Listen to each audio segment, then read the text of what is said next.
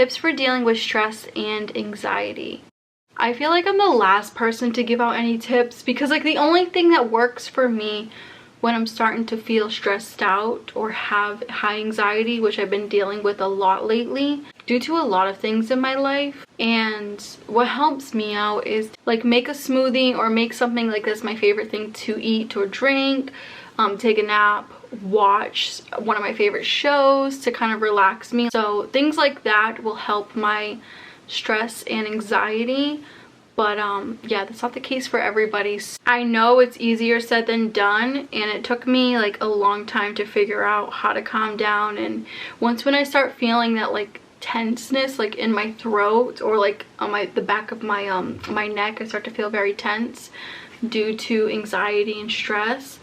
Like I said, I'll take a nap right away if I have time to, but if I don't have time to take a nap and I'm working, then I will either have a smoothie, like a nice creamy smoothie, or I'll have ice cream, or I'll just have something that makes me feel happy again, or makes me feel somewhat happy, if that makes any sense. So again, everybody's different, but that's kind of like how I deal with my stress and anxiety, with a more natural route instead of like talking to my doctor about it, because I don't really want to go on medication. And I'm not against medication for anxiety and stress.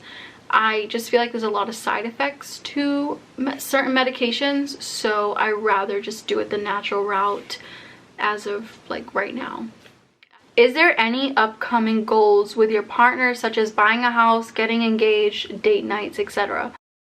Right now, our main goal, I know it's going to sound silly to some people, but right now our main goal is to cure our cat. We are working together when it comes to like giving him his meds, and it's such a stressful time for us. We have never been through something like this, and I don't want to start crying, but it is so stressful every night to give Milo his meds and to make sure that he's, you know, he's doing well, he's eating well, bringing him to the doctors all the time. So it is a full-time job with Milo situation. He's actually under the bed sleeping, that's why that blanket is there. That's like our only goal.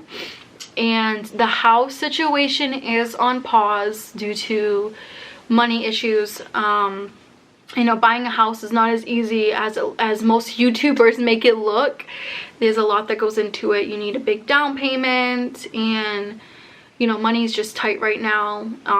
Also getting engaged, I'm not into that. We're not into getting married. And date nights, we're kind of not doing date nights either. Like, we'll do date nights at home.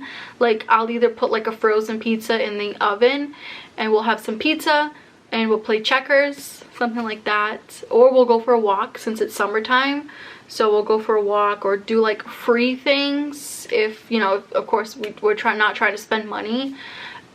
So if there's like a free event that we can go to, then we will, but we have to keep an eye on the time because Milo does need his meds like around the clock at the same time. I know that was a mouthful of an answer, but we do not have any upcoming goals. The only upcoming goal, like I said, is for Milo to be cured, because my boyfriend and I are doing this whole situation together, and it's one of the biggest emotional roller coasters that we're going through as you know, as partners. Do you refresh your home in the springtime and summer? We tried to move the bed to the other side. Like, we try to do like little things here and there to make the place feel a little bit more vibrant and airy, but it's kind of hard because like where things are right now, it looks its best, and when we move like the furniture, it just doesn't feel right.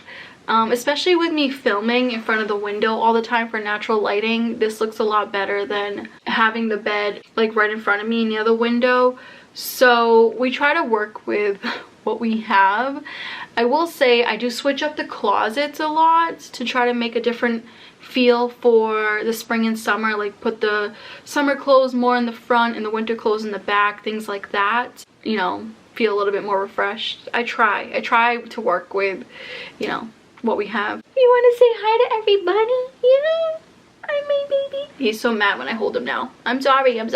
So yeah, we try to sprucing up the place a little bit for the new season.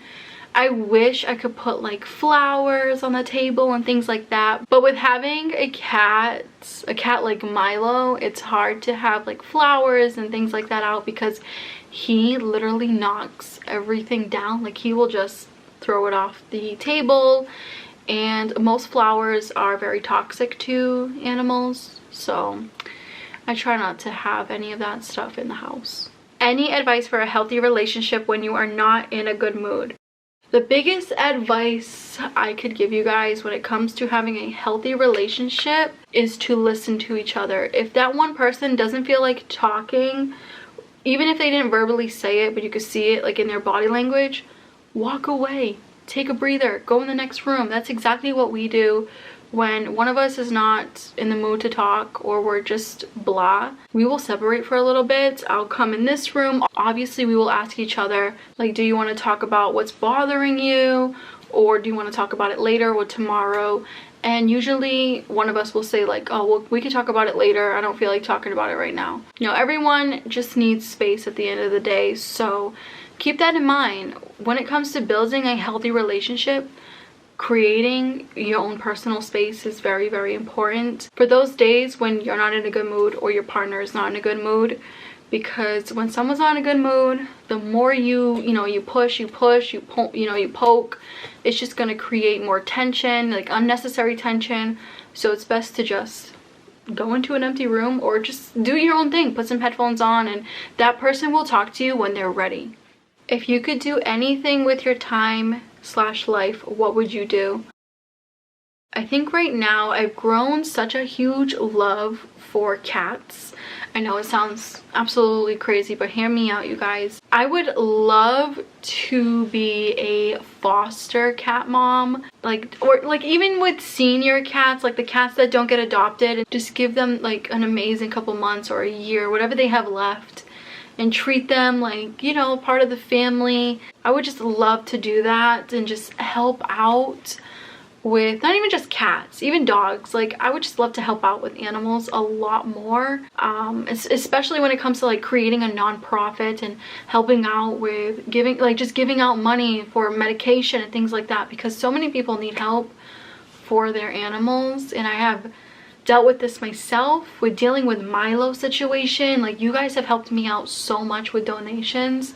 I can't thank you enough. Like his treatment is very expensive, so I can just imagine what other people are dealing with. Like not everybody has a platform like this. Like I would love to work with animals every day, like especially like the kitten lady. That's like my dream life, like just to work with cats and whatever animal needs my help, I'm there. So that's something that I would like to do with my time. Also, I would like to help others like that are struggling with decluttering and that want to change their life. I would love to help them out. So I guess just being a huge helper to animals and people, like that is something that I would love to do. And yeah, it's just very rewarding to change someone's life. Very, very rewarding. You don't know how rewarding it is until you start to do it. So when I started creating this channel, and a lot of you guys comment down below saying how much I've changed your life forever and how much you guys have saved because of, you know, the things that I teach you and stuff like that, you know, it really, really warms my heart more than anything in the world, because knowledge is something that can be passed down, and it's something that we do take for granted. So the minute we learn something and you change your life and then you help someone else, and you know, it just keeps getting passed down. So I guess to sum it up, I would love to help out more, and you know, with animals, people, and just be a big help. We want to know more about your boyfriend, his real name, what's his religion, etc.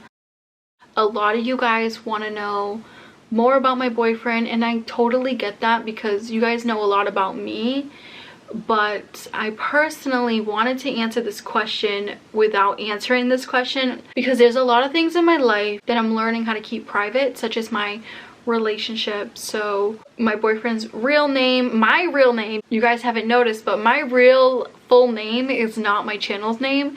Obviously my real name is Kira, but I do not have my last name anywhere online and nothing like that. I am learning how to be a little bit more private with certain things in my life, because not everyone has good intentions with being online and stuff, so you have to watch out what you say.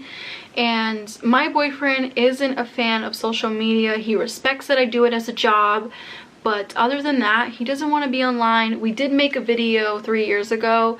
I was introducing him. So for those of you that seen that video, be lucky because I deleted it. That video is gone. And I feel so embarrassed like making him do that video. I was so cranky and I was like, why can't you just be in my videos? And now that it's 3 years later and I'm older, and you know, I just realized like that was so wrong of me to push him to do something that he didn't want to do, because you know, that's something that the friends I had back then would do to me. They would push me to do things that I never wanted to do, and it's just such an uncomfortable feeling when you are being pushed. With that being said, I'm not going to be talking about my boyfriend. You guys will hear me just say my boyfriend. That's it. Even when I have a family one day, I don't plan on showing my child on the internet or even sharing their name. As of right now, I'm learning how to be very, very private with certain things in my life. And of course I will still vlog and stuff, but there's quite a few things that I keep very private on my channel. Even with visiting my family, I don't show my family anymore. I used to show my niece and nephew a lot, and I don't do that anymore because I respect my sister's wishes. She does not want her kids online. I am being a lot more private, and there's nothing against you guys, so please do not take it the wrong way. But I'm learning how to somewhat protect myself from negativity. So I feel like if I share a lot, I feel like there's more negativity and more, you know, talking going on. So the less I talk about my personal life, I feel like the better my personal life will be. I could be wrong, but that's just a scenario I have going on right now. So I'm sorry for those of you that want to know my boyfriend's real name, want to know his religion, want to know his age, everything. I will not be sharing that on my channel, and I hope you respect our privacy, or I hope you respect his privacy. Do you use birth control? So I do not use birth control.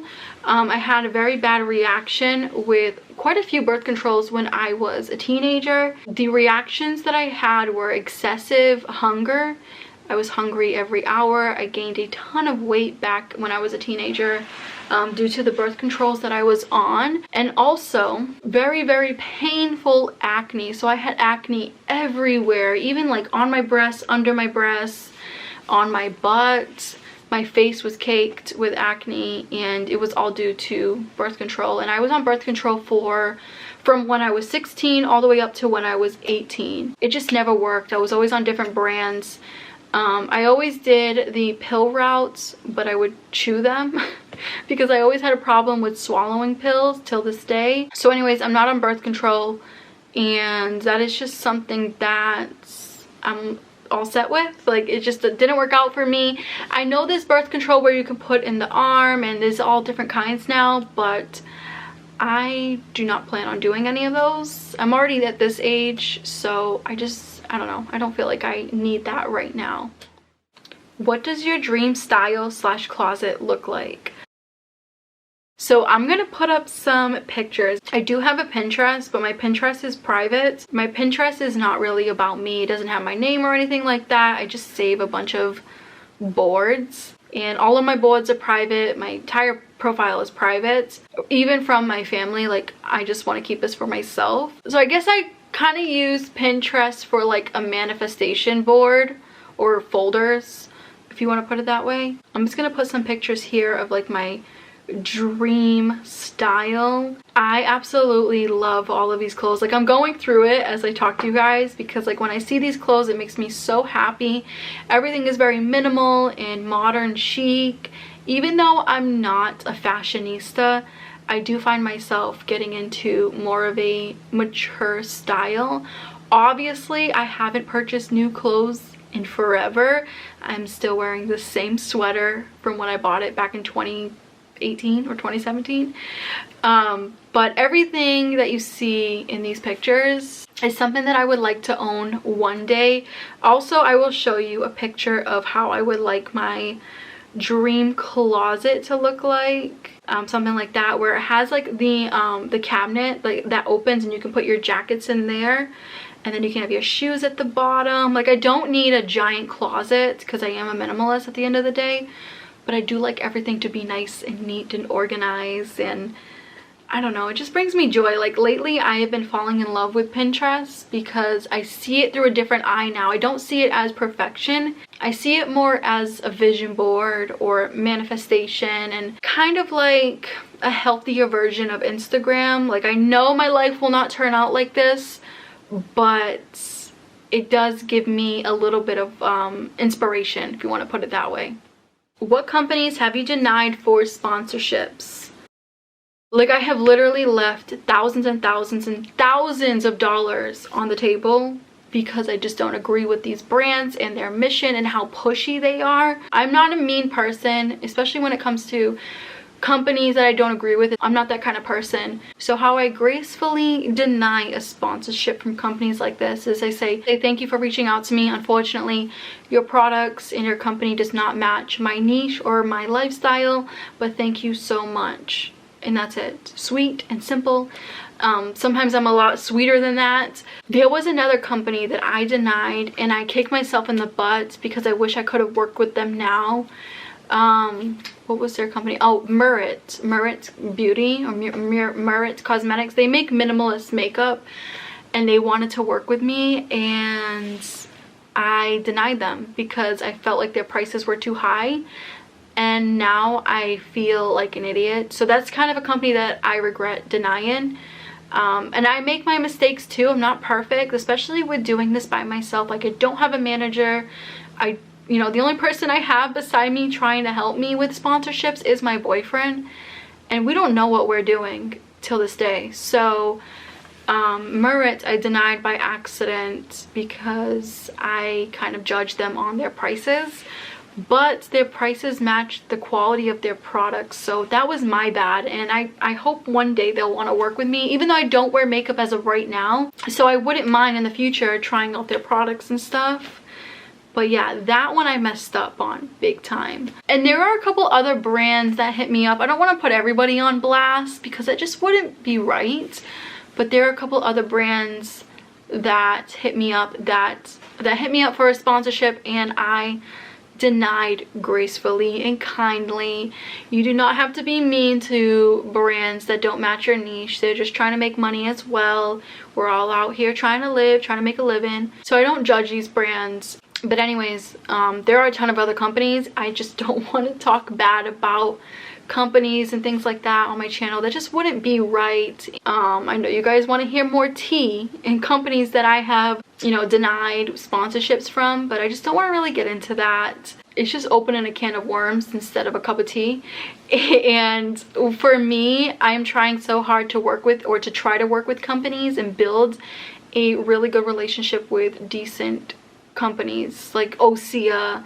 And I would love to like work with Pacifica Beauty. Like, even though they send me products, they don't do sponsorship videos, but working with a company like Osea Malibu has been truly a dream come true. And it feels really good to see a company that you work with in the stores, and it's nice to have your name kind of tied to that instead of having your name tied to something that you just did for a quick cash grab. And yeah, so there's a couple other companies that I didn't want to work with because they were reported to the Better Business Bureau so many times, and I just didn't want my name tied to a company like that. So yeah, that is somewhat of the tea for like me denying sponsorships.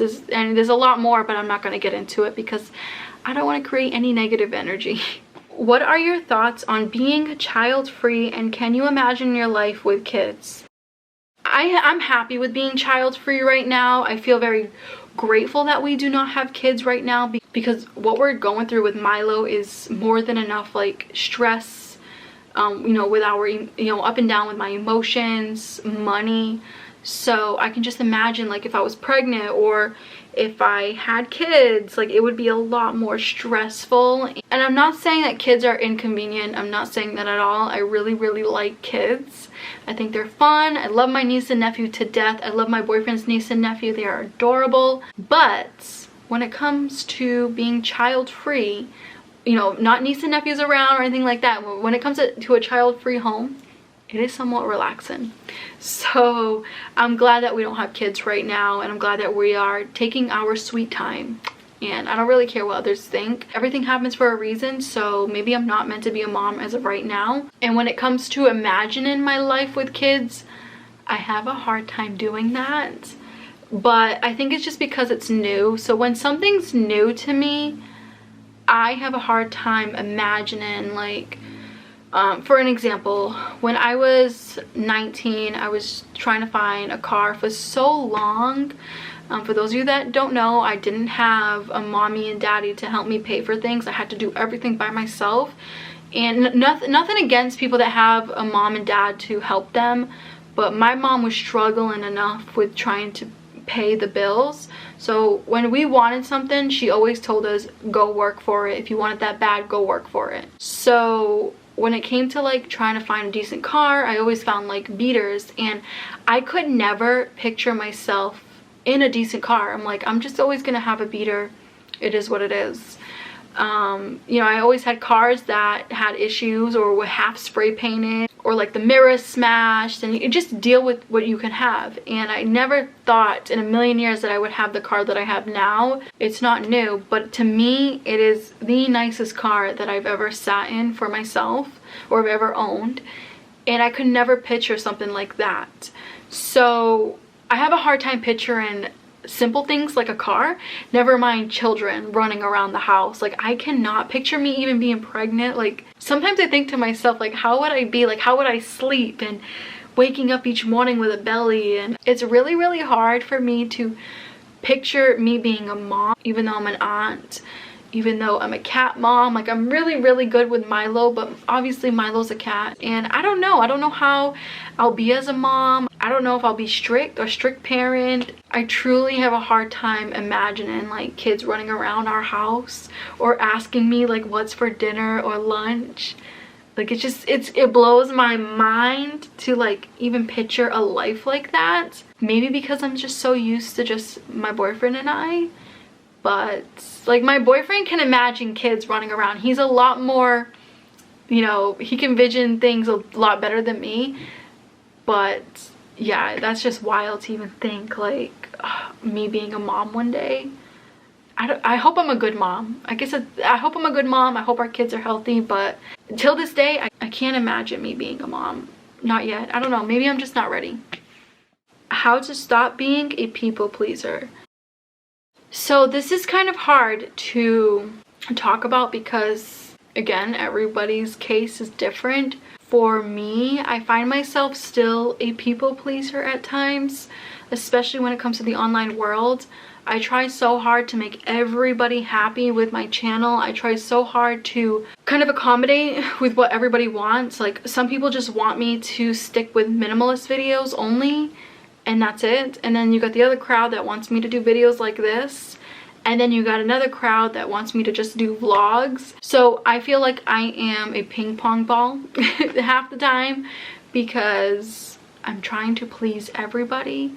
And it's so hard with doing that with being on the internet because it's highly impossible. Because it is really hard when you see mixed comments of people that really like your videos, or they would like them better if you did this, or they don't like your videos, and if you do these kind of videos instead, then they would like your videos. So it's a lot, and to stop being a people pleaser, it's not that easy. It's going to take time, and for me, it's still taking time. Anyways, I hope you guys enjoyed this part 2 of Girl Talk. Let me know down below if you have any other questions for part 3. I'm going to try to keep this series because I feel like it's helping you guys a lot. I feel like we're communicating on a more deeper level than my other videos. So leave your questions down below for part 3 of Girl Talk.